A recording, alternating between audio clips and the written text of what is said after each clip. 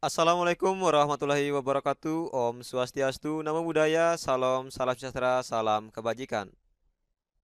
Masih bersama kami di sini buku siswa anak sekolah yang akan selalu menemani teman-teman untuk belajar bersama mengenai soal-soal P3K keguruan. Edisi kali ini kita akan belajar bersama mengenai soal-soal P3K untuk kompetensi teknis pedagogik keguruan, khususnya mengenai soal-soal yang berhubungan dengan penelitian tindakan kelas atau PTK.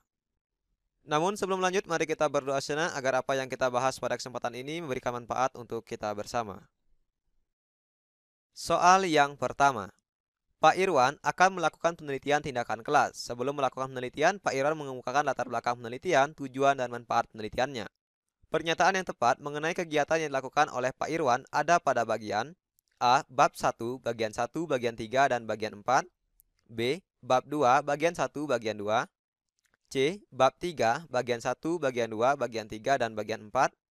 D. Bab 1, bagian 1, bagian 2, dan bagian 3. E. Bab 5, bagian 1. Kita lihat pembahasannya berikut ini. Nah, berikut ini adalah kerangka penelitian tindakan kelas. Yang pertama ada bab 1, yaitu pendahuluan. Nah, di bab 1 ini, untuk bagian satunya berisi latar belakang, bagian 2-nya berisi rumusan masalah, bagian 3-nya berisi tujuan penelitian, bagian 4 manfaat penelitian, bagian 5 definisi operasional, dan bagian 6 hipotesis tindakan. Nah, perlu teman-teman ketahui bahwa pada bagian ini ada beberapa tipe soal yang menyebutkan seperti ini. Ini bab 1 bagian 1, nah itu latar belakang. Kalau bab 1 bagian 2 berarti dia rumusan masalah. Tetapi ada juga beberapa soal yang menyebutkan seperti ini. Bab 1 materi 1, nah itu latar belakang. Bab 1 materi 4, nah itu manfaat penelitian. Jadi ini ada yang mengatakan bagian, ada juga yang mengatakan materi. Jadi itu sama saja, bagian sama, materi sama. Kemudian di bab 2, yaitu kajian pustaka, ini ada bagian kajian teori dan bagian hasil penelitian terdahulu. Di bab 3, yaitu metode penelitian. Nah, di sini ada setting penelitian pada bagian pertama. Nah, di setting penelitian ini ada tempat, waktu, lokasi, dan subjek penelitian. Kemudian pada bagian kedua dari bab 3 ini, ada rancangan penelitian, yaitu gambar alur PTK dan penjelasannya. Di bagian ketiga ini ada prosedur penelitian. Nah, dalam prosedur penelitian ini, memuat langkah-langkah siklus dalam penelitian itu sendiri, yang meliputi perencanaan, pelaksanaan, pengumpulan data atau observasi, dan refleksi. Kemudian pada bagian 4, dalam bab 3 ini, memuat data dan sumber data. Pada bagian 5 memuat teknik pengumpulan data, dan pada bagian 6 memuat teknik analisis data. Selanjutnya pada bab 4, yaitu tentang hasil penelitian dan pembahasannya. Nah, di bagian pertama ini ada hasil penelitian yang meliputi pemaparan data pada masing-masing siklus. Kemudian pada bagian kedua ada pembahasan dari setiap siklus. Dan yang terakhir pada bab kelima ini memuat kesimpulan dan saran. Nah, pada bagian pertama dari bab kelima ini memuat kesimpulan. Pada bagian kedua dari bab kelima ini memuat saran. Nah, ini merupakan kerangka penelitian tindakan kelas. Nah, dengan demikian, dari apa yang sudah kita bahas tadi, tindakan yang dilakukan Pak Irwan ini ada pada bab 1, yaitu bab pendahuluan. Nah, kita lihat di sini. Jadi, sebelum melakukan penelitian, Pak Irwan ini mengemukakan latar belakang penelitian. Nah, latar belakang ini kan ada di bab 1, bagian 1. Jadi, dari option ini kita pilih dulu. Yang mana ada bab satunya? Nah, yang ada bab satunya kan option A dan option D. Jadi, yang lainnya ini sudah pasti salah. Kita tinggal memilih antara A atau D. Nah, kita lihat. Di sini kan Pak Irwan mengemukakan latar belakang. Nah, latar belakang itu ada pada bagian 1. Kita lihat di sini. Di option A ada bagian 1. Di option D juga ada bagian 1. Nah, kemudian tujuan dan manfaat. Nah, tujuan dan manfaatnya di mana? Nah, tujuan ini ada di bagian 3. Manfaat ada di bagian 4. Jadi, bagian 1, bagian 3, bagian 4. Nah, yang mana yang ada bagian 1, bagian 3, bagian 4? Nah, jadi yang ada itu adalah pada option A. Jadi jawabannya yang tepat yaitu yang A. Kalau yang D, kenapa tidak bagian 2? Karena bagian 2 itu kan memuat rumusan masalah. Sedangkan di sini diceritakan Pak Irwan ini tidak mengemukakan rumusan masalah. Kalau ada 2 kan keliru. Padahal di sini Pak Irwan itu tidak mengemukakan rumusan masalah. Dia langsung ke bagian 3-nya, mengemukakan tujuan. Jadi yang D ini kurang tepat. Nah, jadi untuk teman-teman silahkan dipahami bagian-bagian dari kerangka PTK. Karena dengan kita memahami bagian-bagian dari kerangka PTK, mau dibolak-balik seperti apapun nanti tipe soalnya, mudah-mudahan kita bisa menjawab dengan benar. Soal berikutnya. Bu Nana adalah seorang guru kelas 5 di sekolahnya dan sedang melakukan penelitian tindakan kelas. Untuk merenungkan kembali tindakan perbaikan dan dampaknya, serta mencari jalan keluar untuk tindakan lanjut PTK, sebaiknya dilakukan Bu Nana pada tahapan A. Analisis, B. Refleksi, C. Observasi, D. Diskusi, E. Hipotesis. Kita lihat kembali dari pembahasan tadi, ini tindakan yang dilakukan oleh Bu Nana ini ada pada bab 3, metode penelitian. Nah, jadi di sini Bu Nana ingin merenungkan kembali. Nah, merenungkan kembali itu kan ada di bagian dari prosedur penelitian, yaitu langkah-langkah dari siklusnya. Nah, siklus PTK itu kan secara umum ada 2, siklus 1, kemudian dilanjutkan dengan siklus 2. Nah, siklus 1 itu kan yang pertamanya perencanaan dulu, baru pelaksanaan, baru pengamatan, refleksi. Nah, di refleksi inilah kita memutuskan atau mencari jalan keluar dari masalah-masalah yang dihadapi pada siklus 1. Nah, kemudian baru dilanjutkan ke siklus 2. Nah, jadi tindakan Bu Nana untuk merenungkan kembali perbaikan dan dampaknya serta mencari jalan keluar untuk tindak lanjut PTK-nya itu ada di bagian refleksi. Jadi jawaban yang tepat adalah yang B. Soal berikutnya. Perhatikan kerangka PTK berikut ini. 1. Abstrak, latar belakang, manfaat PTK, hipotesis penelitian. 2. Siklus 1, siklus 2, refleksi, rekomendasi. 3. Pembahasan hasil penelitian. 4. Waktu pelaksanaan dan prosedur penelitian. Urutan bagaimana cara penulisan PTK yang benar adalah A. 1, 2, 3, 4, B. 1, 3, 4, 2, C. 1, 3, 2, 4, D. 1, 4, 3, 2, E. 1, 4, 2, 3. Nah, inilah yang kita sampaikan tadi, bahwa teman-teman harus menghafal bagian-bagian dari PTK. Jadi mau dibolak-balik seperti apapun, kalau teman-teman sudah menghafal bagian-bagian dari kerangka PTK itu, mudah-mudahan teman-teman bisa mengerjakan soalnya dengan baik.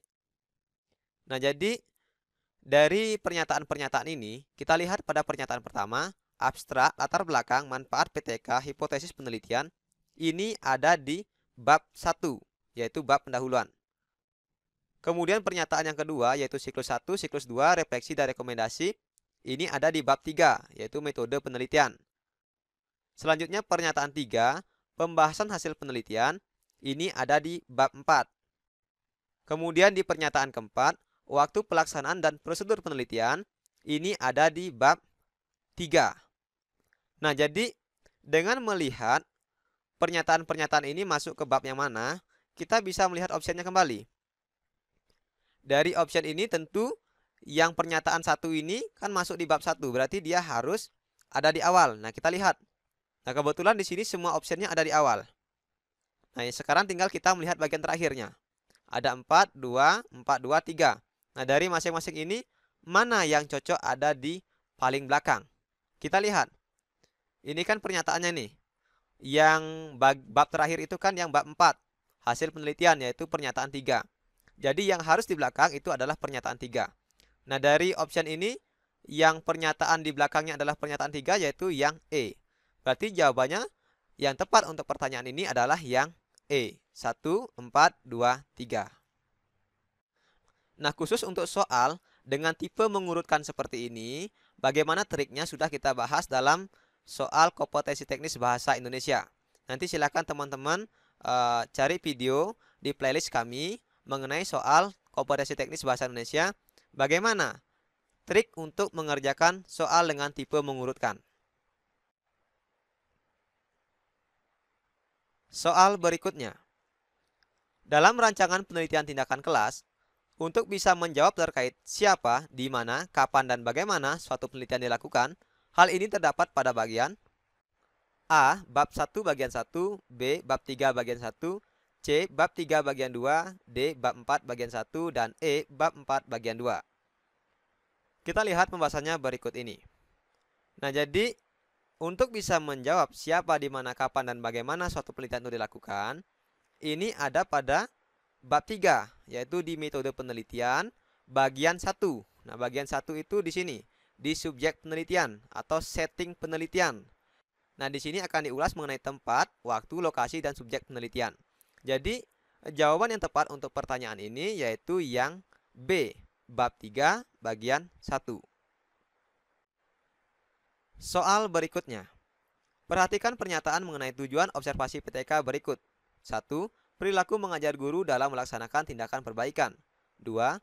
Suasana dan perilaku belajar siswa selama berlangsung tindakan perbaikan. 3. Rekap catatan penelitian yang dibuat atau ditulis oleh pengamat. Pernyataan yang tepat mengenai fokus observasi yang dilakukan oleh pengamat luar atau teman sejawat adalah titik. A. 1 dan 3, B. 2 dan 3, C. 1 dan 2, D. 3 saja, E. 1, 2, dan 3. Kita lihat pembahasannya berikut ini. Nah, tujuan atau sasaran dari observasi dalam PTK secara umum yaitu untuk mengumpulkan data yang diperlukan untuk menjawab masalah tertentu. Nah, misalnya masalahnya untuk meningkatkan prestasi belajar siswa, untuk meningkatkan motivasi belajar siswa. Nah, inilah tujuan dari observasi, untuk mengumpulkan data yang diperlukan untuk menjawab masalah tertentu. PTK sendiri ini dilakukan oleh guru yang ada di sekolah tersebut dengan tujuan untuk meningkatkan kinerja guru tersebut dan untuk meningkatkan kualitas proses belajar mengajar. Nah, jadi dalam hal ini, dalam melakukan PTK atau penelitian tindakan kelas, seorang guru itu memiliki dua posisi sekaligus. Nah, posisi pertama sebagai guru, posisi kedua sebagai peneliti. Nah, pemecahan masalah dalam PTK ini dapat dilakukan melalui penelitian tindakan kelas dengan berkolaborasi antar teman sejawat atau sesama guru. Jadi, ini teman sejawat ini disebut dengan pihak luar atau pihak ketiga. Nah, apa saja yang menjadi fokus observasi yang dilakukan oleh pihak ketiga dari pernyataan ini? Nah, pihak ketiga itu yang dilakukan atau yang diobservasi adalah yang pertama, perilaku temannya, si guru ini. Bagaimana perilaku temannya, si guru ini dalam mengajar. Kemudian, bagaimana suasana dan perilaku siswa ketika berlangsung perbaikan atau tindakan perbaikan. Nah, inilah yang menjadi fokus observasi dari teman sejawat. Kalau nomor 3 atau pernyataan 3, rekap catatan penelitian yang dibuat atau ditulis oleh pengamat, ini kan tidak mungkin kita mengobservasi catatan. Jadi sebenarnya secara prinsip udah ketemu jawabannya, pasti 1 dan 2. Karena catatan tidak mungkin diobservasi, teman-teman. Nah, maka jawaban yang tepat untuk pertanyaan ini adalah yang C, 1 dan 2. Baiklah teman-teman, mungkin cukup sekian dulu latihan soal kali ini. Semoga apa yang kami bagikan ini memberikan manfaat untuk kita bersama. Nah, untuk teman-teman yang melihat atau sudah menonton video ini, sekali lagi, untuk kerangka dalam penelitian tindakan kelas itu tolong dihafalkan. Karena dengan kita menghafalkan atau dengan kita paham bagian-bagian dari kerangka penelitian tindakan kelas itu, mau dibuat seperti apapun tipe soal PTK ini, mudah-mudahan nanti kita bisa mengerjakannya. Nah, akhir kata saya ucapkan terima kasih untuk teman-teman yang telah berkenan untuk belajar bersama kami, dan mohon maaf atas kekurangannya. Sampai jumpa lagi dalam video selanjutnya.